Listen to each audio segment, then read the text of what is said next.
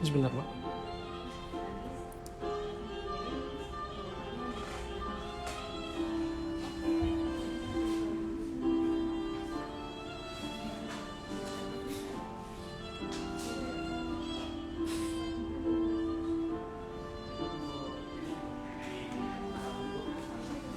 Belum.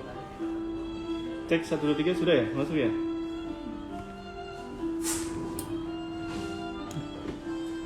Oke. Halo, cek 1 2 3. Testing voice. Assalamualaikum warahmatullahi wabarakatuh. Oh ya. Jadi live di FB dan di Instagram ya. Jadi suaranya ketiban gak sama musiknya nih? Aman ya? Coba di komen, gabung dulu, gabung.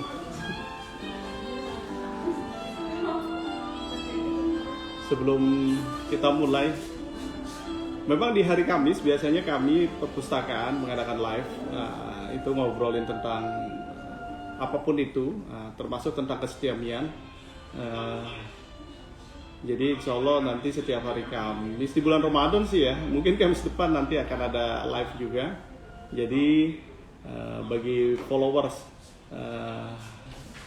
perpustakaan Setiami, baik di FB maupun di Instagram atau mungkin di TikTok juga, Anda bisa bergabung di live kami ini. Nanti di akhir daripada live ini akan ada kabar gembira terkait Institut Setiami, yang nanti teman-teman Institut Setiami, khususnya teman-teman perpustakaan di perpustakaan, akan berbagi informasi yang menarik. Oke,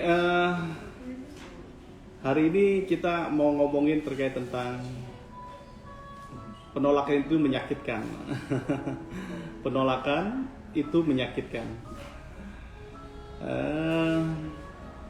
Ini ngomongin ini bukan spesifik bicara tentang orang yang senang dengan seseorang kemudian menyatakan perasaannya kemudian ditolak dan dia sakit hati. Bukan spesifik ngomongin itu, tapi memang secara umum tentang kehidupan. Di mana seseorang pasti mempunyai keinginan, mempunyai dream, mempunyai mimpi, mempunyai cita-cita, apapun itulah ya, harapan. Nah, dalam keinginannya dan harapannya atau cita-citanya itu kadang-kadang tidak sesuai atau tidak hadir dalam kehidupannya. Bahkan sebaliknya, apa yang tidak diharapkan malah datang, apa yang tidak diinginkan malah datang, yang justru yang tidak diinginkan malah datang, dan yang diinginkan malah tidak datang dalam kehidupan. Nah ini kan gimana ya, kalau tidak tidak disikapi dengan baik, perasaan kita akan merasa gimana gitu ya, kecewa, tidak bahagia gitu, sakit hati dan seterusnya. Pada dasarnya kejadian-kejadian yang datang kepada diri kita gitu, yang tidak mengenakan, kemudian kita tolak, nah inilah yang menyakitkan. Menyakitkan karena apa ya? Karena kejadian itu sudah hadir dalam kehidupan kita, dan ketika kita tolak, ya rasanya sakit gitu. Sebaliknya, sesuatu yang mungkin bisa jadi sesuatu itu yang kita inginkan tetapi tidak hadir dalam kehidupan kita. Namun kita terima kejadian itu. Nah, ini akan membuat jauh lebih nyaman ya di dalam hati kita. Maka teman-teman sekalian, bagi yang join live daripada grup IG atau perpustakaan ini, FB-nya juga, Anda bisa mengevaluasi diri kita lah masing-masing. Nah, misalnya ya, kita keinginan kita untuk mendapatkan sesuatu dan itu tidak terjadi pada diri kita. Nah, apa sikap kita yang kita bisa ambil? Gitu ya. Sebagai manusia biasa sih memang kecewa ya. Misalnya Anda mungkin seseorang yang baru lulus SMA dan ingin mendapatkan di satu perguruan tinggi negeri dan mengikuti ujiannya gitu. Kemudian Anda tidak terima gitu. Nah, itu kan perasaannya mungkin tidak mengenakan, tidak menyenangkan, karena harapannya ingin masuk ke perguruan tinggi negeri malah tidak masuk ke dalam perguruan tinggi negeri gitu. Tidak sesuai dengan harapannya gitu. Inginnya sih, bahagianya sih kalau Anda bisa masuk ke perguruan tinggi negeri. Namun kenyataannya gitu, faktanya gitu, nasibnya yang Anda alami adalah Anda tidak keterima di perguruan tinggi negeri. Nah, fenomena ini gitu akan ada dua hal yang bisa Anda ambil gitu, tepatnya ya. Kalau seandainya seseorang ingin dia tetap ingin pada mimpinya, pada dreamnya gitu, artinya dia menolak kenyataan yang ada gitu, menolak kenyataan yang ada, dan itu merasa sakit dalam hati karena memang tidak sesuai dengan harapan. Sebaliknya gitu, ketika seseorang fakta di lapangannya gitu, keinginannya itu tidak sesuai dengan fakta di lapangan gitu, dan dia menerima kejadian itu gitu, kondisi batinnya jauh lebih sehat, lebih memberdayakan, dan dia bisa memilih pilihan-pilihan lain gitu yang jauh lebih memberdayakan. Teman-teman sekalian, yang join live daripada IG dan FB ini, saya ingin menyampaikan begini gitu ya. Semakin sesuatu kita tolak, semakin itu menjadi tidak nyaman di dalam batin kita, bergemuruh di dalam batin kita, dan bisa jadi hidup kita malah tidak memberdayakan karena terserap pada keputusasaan, tidak menerima nasib dan seterusnya. Baik, teman-teman sekalian, sebaliknya ketika seseorang menerima kejadian-kejadian yang memang kejadian itu adalah kejadian tidak sesuai dengan harapannya, tetapi dia menerima kejadiannya itu karena itu datangnya dari Tuhan, dari Allah Subhanahu wa Ta'ala, maka dia jauh lebih sehat secara batin. Jadi memang di dalam kehidupan kita persentasenya jauh lebih banyak mungkin keinginan-keinginan kita yang tidak sesuai dengan yang terjadi malah tidak sesuai dengan keinginan kita gitu. Hanya beberapa persen saja harapan kita dan itu tercapai. Selebihnya mungkin banyak yang tidak tercapai. Nah, pada perkara-perkara ini, kejadian-kejadian ini lagi dan lagi memang tidak bisa kita tolak itu kejadian itu, dan itu terjadi pada diri kita. Maka yang bisa kita lakukan adalah menerima kejadian itu sehingga kita jauh lebih tenang, lebih nyaman, lebih damai dalam batin kita. Seperti itu. Teman-teman, ini sudah sekitar 5-10 menit saya ngomongin tentang penerimaan dan dan penolakan. Mungkin di akhir daripada live ini ada teman-teman perpustakaan yang ingin memberikan informasi terkait tentang kampus Institut Setiami. Jadi untuk teman-teman perpustakaan untuk disiapkan terkait tentang kesetiamian. Siapa yang sudah siap? Ini ada Mas Darang, boleh ngobrolin aja, nanti gantian. Gak apa-apa, Bapak sini aja dulu. Udah gak apa-apa tuh. Lanjut. Iya, baik teman-teman, makasih nih yang sudah mau hadir di kegiatan pada pagi hari ini ya. Dimana yang tidak lain tidak bukan tadi sudah dijelaskan oleh Pak Ahyat terkait tentang penerimaan diri sendiri di dalam kehidupan sehari-hari. Itu sangat luar biasa ya untuk perbincangannya itu. Dan juga di sini saya ingin menyampaikan ya, apa yang kita terima itu tentunya bakal bisa menentukan arah dan tujuan hidup kita. Salah satunya itu kuliah di Institut Setiami ya teman-teman. Jadi di Institut Setiami ini mempunyai sebuah program studi ya, mulai dari vokasi, sarjana, dan pasca sarjana. Yang dimana di seluruh program studi ini pun kita di Institut Setiami mempunyai berbagai macam keunggulan ya. Salah satunya Institut Setiami ini sudah menjadi salah satu kampus yang terakreditasi dari seluruh program studi ya, dan selalu berlaku untuk reakreditasi ke depannya. Kedua, Institut Setiami juga telah sertifikasi ya, ini mulai sertifikasi sistem manajemen mutunya, dan juga di sini lulusannya pun mempunyai kompetensi sesuai program studinya.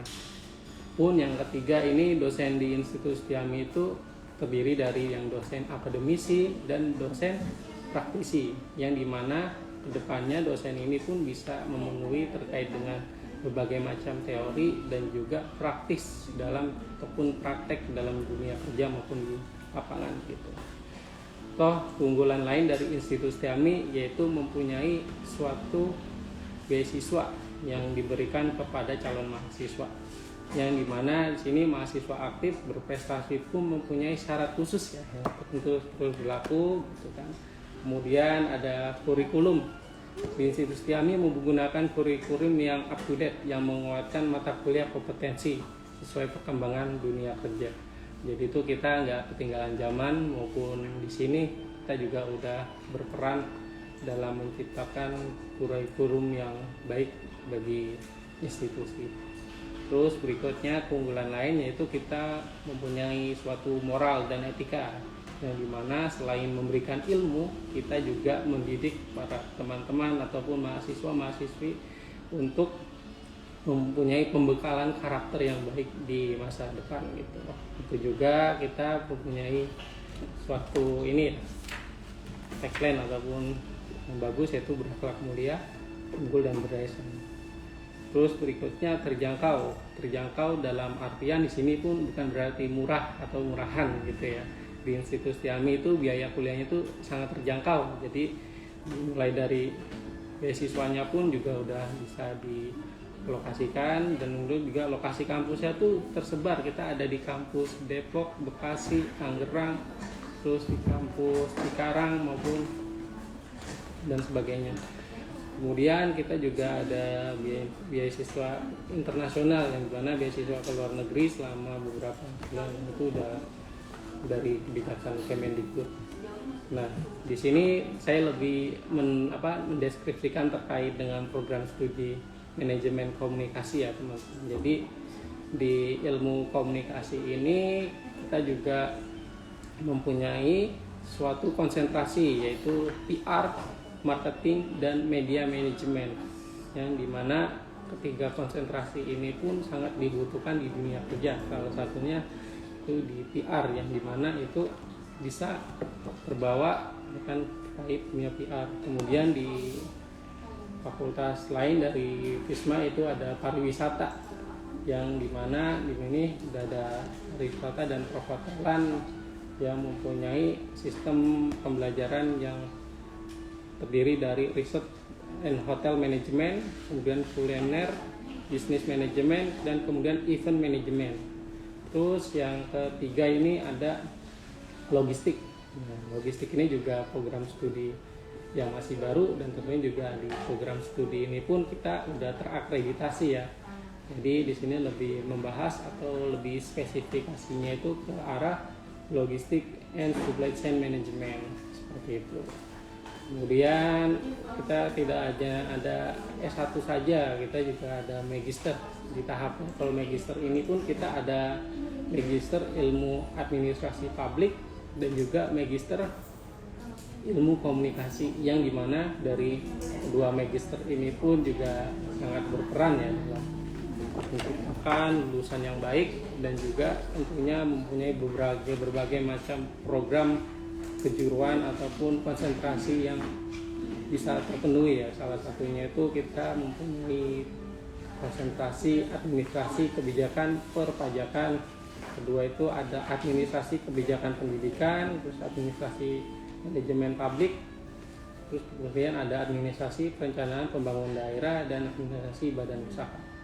Dan yang paling penting sih juga di magister ini juga ada yang namanya, yang terbaru ya, baru tahun ini launching, itu ada magister ilmu komunikasi, yang dimana di dalam magister ilmu komunikasi ini juga ikut berperan dalam menciptakan berbagai macam ini ya kompetensi yang ada.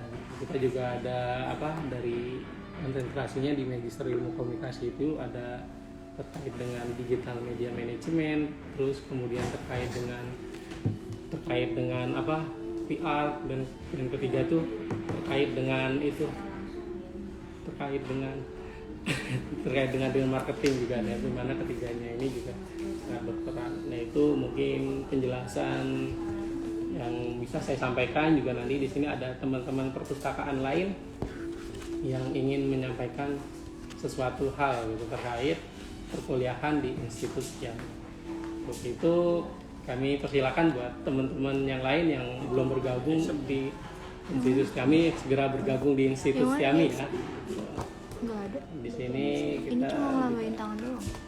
punya banyak pilihan gitu mulai dari program studi vokasi, sarjana dan pasca sarjana. Itu yuk yang belum gabung di institusi kami mari bergabung. Salam. Salam. Ya udah, lanjut. Apa? Yang itu public business. Sama ini jam kuliah.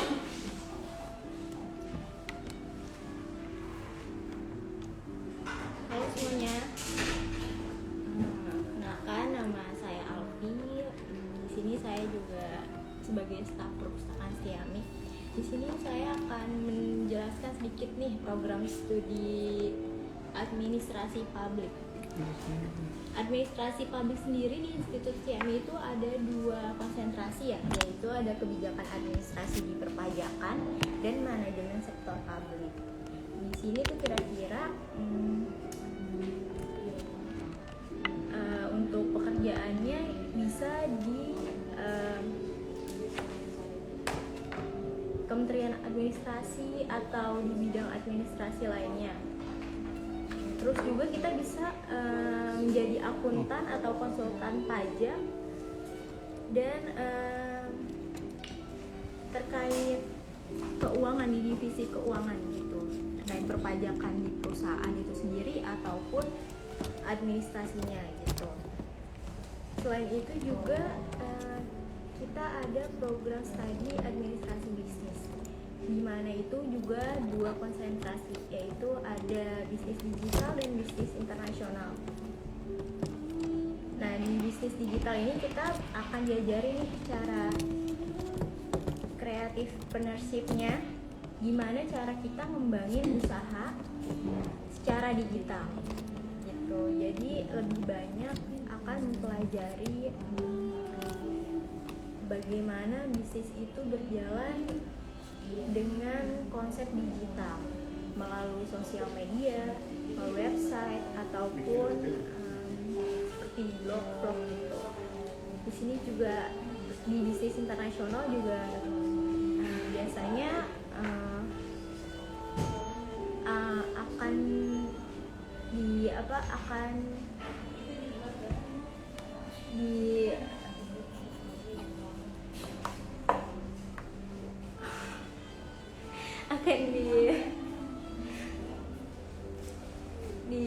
ditaruh di divisi yang di perusahaan itu, misalkan di manajemen bisnisnya, tapi dia lebih ke bisnis internasional. Misalkan dia nanti akan ada ekspor impor di perusahaan itu. Nah, itu terkait ekspor impor bisa ke luar negeri walaupun di dalam negeri gitu, di dalam negeri maupun di luar negeri. Itu tentang bisnis internasionalnya. Di sini juga selain itu di program administrasi publik dan bisnis ini kita banyak banget ngejalin relasi kerjasama di perusahaan-perusahaan. Ada di perusahaan kayak BUMN sendiri ataupun perusahaan yang memang sudah ada sejak lama yang terkait atau yang kerjasama dan kita gitu. Jadi nanti misalkan dari institusi Setiaminya, dari bidang kemahasiswanya menawarkan untuk beasiswa ataupun program magang, biasanya itu perusahaan-perusahaan yang akan bekerja sama untuk pengrekrutan setiap mahasiswanya gitu. Jadi dari program magang itu nanti akan disalurkan dan akan ditindak lebih lanjut untuk dimasukkan ke beberapa perusahaan-perusahaan yang bekerja sama dengan institusi Setiami. Di sini tuh di brosurnya sendiri bisa dilihat ada beberapa relasi kerjasama, misalkan di perusahaan-perusahaan BUMN seperti banknya itu ada BNI, BSI, terus ada Pertamina, ada Bank Muamalah sendiri, ada Dinas Sosial, ada Dinas DKI Jakarta, juga kalau nggak salah ada Pegadaian gitu. Di internasional sendiri tuh ada dari University Selangor dari Malaysia, terus ada Global Peace Foundation, Raja Manggala University Thailand juga ada. Jadi di sini ada banyak banget relasi kerjasama yang bisa dimanfaatkan mahasiswa-mahasiswa untuk bekerja ataupun menjalin bekerja ataupun mencari pekerjaan gitu. Nanti kalau misalkan dari magangnya sukses ataupun bagus, ya insya Allahnya akan jadi rekomendasi dari perusahaan itu untuk diangkat menjadi pegawai di perusahaan tersebut gitu. Di sini terus Institut Stiami itu ada 2 kelas, ya, kelas reguler dan kelas karyawan. Nah, di kelas reguler itu biasanya mahasiswa masuk dari hari Senin sampai Jumat, dari pagi pukul 8 sampai jam 5 biasanya. Kalau misalkan untuk kelas karyawan sendiri itu biasanya tetap dari Senin sampai Jumat, tapi waktunya itu setelah jam 5 atau azan maghrib sampai dengan jam 9 malam gitu. Kenapa sih nggak diadain weekend hari Sabtu dan Minggu? Karena dari diktinya sendiri tidak memperbolehkan untuk kelas atau perkuliahan itu di waktu weekend gitu. Jadinya kita dari Institut Stiami sendiri kebijakannya itu mengambil hari weekday, hari biasa. Jadi setelah karyawan pulang dari pekerjaan, nanti akan ada kelas, akan kuliah, selesai pekerjaan, selesai maghrib, akan ada kelas kuliah yang diberikan di setiap harinya, Senin sampai Jumat. Mau itu misalkan seminggu itu ada 5 hari, misalkan 3 harinya dia hanya mendapat kelas Senin, Selasa, sama Kamis, ataupun Senin, Selasa, Rabu, Kamis gitu, sesuai akademik yang akan memberikan jadwalnya. Gimana sih syarat pendaftaran kuliah di Institut Stiami? Gampang banget. Nanti kalau misalkan kalian mau ngulik-ngulik nih informasi tentang Stiami, kalian bisa datang langsung ke kampus ataupun kalian bisa cari di website tentang nomor call center ya, nomor WhatsApp-nya, ataupun nanya di email juga boleh gitu. Terus selain itu kita juga ada sosial media yang sering aktif banget di sosial media dan banyak banget kegiatan yang seru gitu. Di sana kalian bisa langsung DM ataupun bisa langsung follow aja langsung sosial media Institut Stiami. Nah, kalau misalkan kalian udah dapat kontaknya, kemungkinan nanti kalian akan dikirimkan formulirnya secara online kalau misalkan kalian nggak bisa datang ke kampus gitu. Setelah itu kalian setelah mengisi, nanti kalian akan diberitahukan tuh berapa biayanya, biaya perkuliahan per semesternya, biaya akademik ataupun non akademiknya gitu. Nah, kalian harus melunasi biaya pendaftaran tersebut dulu, biaya pendaftaran dan biaya registrasi. Setelah itu kalian harus mengirimkan fotokopi ijazah dan KTP-nya gitu. Nah, baru setelah tim staff marketing dari Institut Stiami itu mendaftarkan, memasukkan kalian di website, nah baru kalian menunggu untuk foto KTM, kartu mahasiswa, dan instruksi lebih lanjutnya untuk memasuki dunia perkuliahan gitu. Gak lama dari itu nanti kalian akan diminta ukur jas alma mater, lalu nanti akademik akan memberikan jadwalnya sesuai dengan kelas kalian masing-masing, apakah kelas reguler ataupun karyawan. Nah, setelah itu kalian udah bisa mulai kuliah gitu. Untuk sosmednya Institut Stiami itu ada banyak ya, ada dari Facebook, Twitter, Instagram, Line ataupun WhatsApp.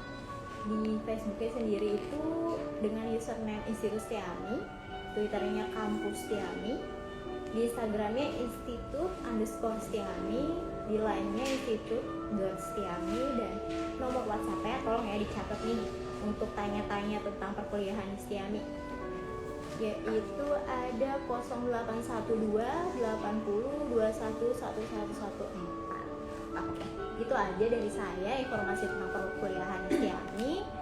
Kalau misalkan mau tanya-tanya boleh langsung aja ke call center yang tadi diberiin ataupun ke sosmednya, nanti pasti langsung dibales cepat. Oke semuanya, makasih ya semuanya, dadah.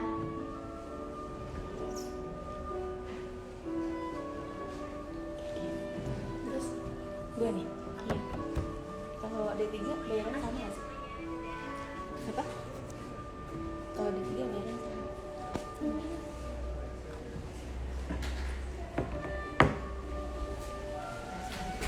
Ini Vi, perkenalan ya Vi? Gimana Mona?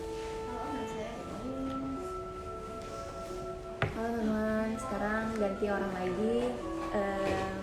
Saya dengan Syafira dari staf perpustakaan Institut Istiami.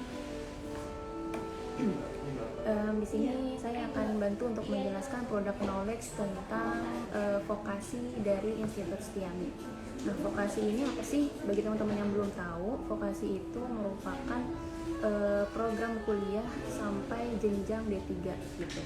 D3 untuk vokasi D3 di Institut Istiami ini ada 3 prodi, yaitu pertama ada D3 perpajakan, yang kedua ada D3 administrasi bisnis, terus yang ketiga ada akuntansi bisnis atau sarjana terapan. Nah, untuk D3 perpajakan ini teman-teman bisa ambil konsentrasinya di komputer akuntansi perpajakan gitu. Yang kedua ada dari pajak pusat dan daerah. Nah, jika teman-teman ingin tertarik nih dengan bidang atau perkuliahan tentang konsentrasi pajak pusat dan daerah, teman-teman bisa ambil program D3 vokasi perpajakan. Begitupun dengan D3 administrasi bisnis. Nah, administrasi bisnis ini konsentrasinya teman-teman bisa terfokus di administrasi perkantoran dan digital sekretari. Kemudian yang kedua ada konsentrasi tentang digital marketing. Nah, misalnya teman-teman dari sekolah SMK gitu ya, SMK itu kan rata-rata ada dari administrasi perkantoran. Nah, teman-teman jika tertarik dengan administrasi perkantoran, nanti teman-teman bisa ikut di program D3 vokasi ini, ambil konsentrasi di administrasi tertuju di administrasi perkantoran dan sekretaris gitu. Kemudian konsentrasi kedua di administrasi bisnis ini ada digital marketing. Nah, misalnya teman-teman dari SMK atau dari sekolah itu tertarik sama tentang konten-konten marketing tapi dalam bentuk digital. Nah, teman-teman bisa ambil di bagian digital marketing dengan prodi administrasi bisnis. Kemudian yang ketiga itu ada D4. Nah, D4 ini prodinya tentang akuntansi bisnis gitu. Akuntansi bisnis ini merupakan konsentrasinya di bagian digital accounting, kemudian ada dari akuntansi syariah. Nah, dari teman-teman sekolah SMA atau SMK yang lebih ke kejuruan tentang accounting, teman-teman bisa pilih bagian prodi akuntansi bisnis atau sarjana terapan D4 ini di konsentrasi akuntansi syariah atau digital accounting. Nah, untuk program biaya untuk D3 vokasi ini teman-teman bisa hubungi langsung di nomor yang sudah dijelaskan tadi sebelumnya ya. Kalau teman-teman mau informasi lebih lanjut bisa DM di Instagram kita di library.center ini, atau bisa juga langsung menghubungi hotline dari perpustakaan. Nah, kemudian selain ada vokasi D3, kita juga akan menjelaskan tentang beasiswa. Jadi misalnya teman-teman butuh nih banyak mau kuliah tapi butuh juga beasiswa gitu. Nah, di Istiami ini juga menawarkan program beasiswa. Nah, beasiswanya ini kita ada 4. Pertama dari beasiswa akademik, kemudian non akademik, serta beasiswa hafiz Quran dan kategori sosial. Nah, beasiswa ini bisa teman-teman raih hingga 100% gitu, tergantung dari kategori dari program beasiswa ini. Nah, misalnya dari jalur akademik ya, dari jalur prestasi, nah teman-teman misalnya di SMK atau di SMA-nya itu berprestasi gitu dari kelas 1 sampai kelas 3, itu bisa diajukan nilai-nilai tertingginya ke saat pendaftaran di Institut Setiami. Nanti teman-teman bisa lampirkan tuh nilai rapotnya, nilai rapot dari semester 1 sampai kelas 1 sampai kelas 3. Nah, untuk jalur prestasi ini ada tingkatan ininya ya, tingkatan lokal, provinsi, dan nasional. Nah, kalau misalkan prestasi tingkatan lokal itu teman-teman bisa dapat 25%. Setelah itu kalau ada dari tingkatan provinsi yang lebih tinggi lagi, itu teman-teman bisa dapat di 50% beasiswa. Nah, setelah jalur prestasi juga ada jalur Hafiz Quran. Nah, ini bagi teman-teman yang dari sekolah Islam atau dari pondok pesantren, ada hafal surat-surat Al-Quran, itu bisa teman-teman ajukan juga sebagai beasiswa. Pertama ada hafalan juz 30 juz, itu teman-teman bisa dapat program beasiswa 100% gitu kan, lumayan banget ya. Kita kuliah terus kita dapat beasiswa 100% lagi dengan cara ya kita ada hafal 30 juz Al-Quran. Nah, setelah 30 juz, misalnya teman-teman itu nggak sampai 30 juz, ada di hafalan 16 sampai 20 juz. Nah, itu juga teman-teman bisa dapat program beasiswa juga di 75% gitu. Nah, setelah 16 sampai 20, misalnya teman-teman cuma bisa program beasiswanya di hafalan 10 sampai 15 juz gitu. Nanti teman-teman bisa dapat 50% gitu. Jadi untuk Hafiz Quran ini juga disertakan sertifikatnya juga ya teman-teman. Misalnya teman-teman dari program pondok pesantren ada hafalan Hafiz Qurannya, bisa dilampirkan sertifikat hafalan berapa juznya, nanti dilampirkan, kemudian kita bisa ajukan juga untuk persentasenya di persentase 100%, 75% atau di 50% gitu. Selain program beasiswa yang Hafiz Quran, juga ada kategori sosial. Nah, di mana kategori sosial ini bagi teman-teman yang berada atau tinggal di lingkungan Institut Setiami, itu juga ada program beasiswa warga sekitar kampus gitu. Jadi lingkungan Institut Setiami ini kan berada di Jakarta Pusat ya. Jakarta Pusat, daerah Cempaka Putih. Nah, di sekitar atau di sekeliling kampus Institut Setiami, teman-teman bisa ajukan juga nih program beasiswa warga sekitar kampus, yaitu dengan mendapatkan 50% gitu. 50% untuk biaya kuliah gitu. Misalnya untuk program S1 ada biaya kuliahnya misalnya di 7,3 untuk administrasi bisnis.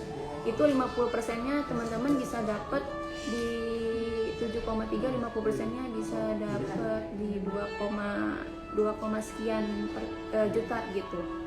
Kan lumayan ya, dari 7,3, 50%-nya ada di 2,3 juta gitu. Nah, dari program beasiswa yang udah kita tawarkan, semoga teman-teman bisa mempertimbangkan kembali untuk bergabung di kampus Institut Setiami gitu. Untuk info lebih lanjut nanti bisa DM Instagram Lip Center atau di Facebook ya, Facebook Perpustakaan Institut Setiami.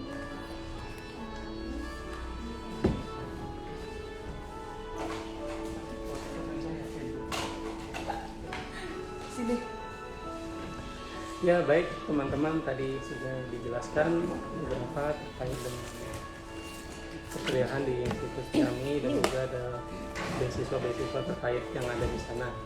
Juga tadi juga ada pemaparan secara langsung dari Kepala Bagian Perpustakaan, yaitu Bapak Ahli Ansari, terkait tentang kultum singkat atau ceramah singkat terkait penerimaan diri yang ada di dunia. Baik, itu saja mungkin yang bisa dapat kami sampaikan dari Perpustakaan Institut Setiami. Saya akhiri saja di dalam live Instagram pada pertemuan kali ini. Saya akhiri, billahi taufiq wal hidayah. Wassalamualaikum warahmatullahi wabarakatuh.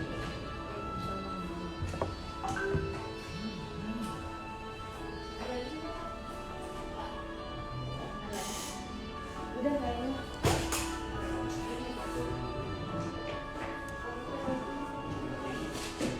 Tuh, ini kopi namanya.